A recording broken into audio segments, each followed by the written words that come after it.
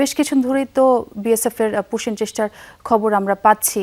চাঁপাইনবাবগঞ্জের কি অবস্থা এবং বিজিবি কতটুকু তৎপর অবস্থানে রয়েছে? আমি এই মুহূর্তে চাঁপাইনবাবগঞ্জের গোমস্তাপুর উপজেলার রোকনপুর সীমান্তে আছি। আমি এখানে বিজিবির তৎপরতা আছে এবং খুব ভালোভাবে আছে। সে কারণে কিন্তু গত রাত্রে গভীর রাতে যে অন্ধকারের মধ্যে 15 জনকে পুশিং করার চেষ্টা করা হয়েছিল সেটা কিন্তু বিজিবি ব্যর্থ করে দিয়েছে। বিএসএফ এর এই ধরনের কর্মকাণ্ড আমি যদি আপনাকে একটু দেখাই, এই যে সীমান্ত এলাকাটা, এই যে রোকনপুর সীমান্তের বিস্তীর্ণ সামনে কিন্তু যে দিগন্ত জুড়ে বিস্তীর্ণ জলাভূমি রয়েছে, জলাভূমির পরেই কিন্তু রয়েছে পুনর্ভবা নদী। বর্ষা মৌসুমে এগুলো কিন্তু পানিতে থই থই করে।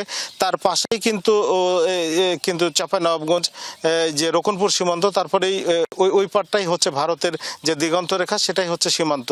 এবং এখানে কোনো কাঁটাতারের বেড়া নাই, যার কারণে এই সুযোগটা এবং রাতের অন্ধকারের যে সুযোগ, সেই সুযোগটাকে বিএসএফ ব্যবহার করে কিন্তু প্রতিনিয়তই চেষ্টা করছে যে কিভাবে এই পুশিং করার মাধ্যম দিয়ে তাদের অবৈধভাবে এই ব্যক্তিগুলোকে বাংলাদেশে ঢুকিয়ে দেওয়া যায়।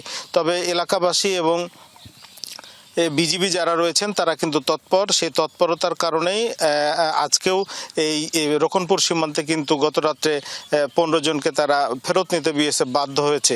এর আগেও কিন্তু আপনি জানেন চাঁপাইনবাবগঞ্জের গোমস্তাপুর উপজেলার সেই বাঙ্গাবাড়ি সীমান্তে, সেখানেও কিন্তু 28 জনকে সেই গভীর জঙ্গলের মধ্যেও কিন্তু রেখে পুশিং করার চেষ্টা করা হয়েছিল। সব মিলিয়ে যেটা বলতে পারি আমরা, যে চাঁপাইনবাবগঞ্জে এর বিভিন্ন সীমান্ত দিয়ে ভারতীয় সীমান্তরক্ষী বাহিনী বিএসএফ অমানবিকভাবে পুশিং করার চেষ্টা করছে। বিজিবি এবং বাংলাদেশের মানুষ সেটা রুখে দেওয়া হয়েছে।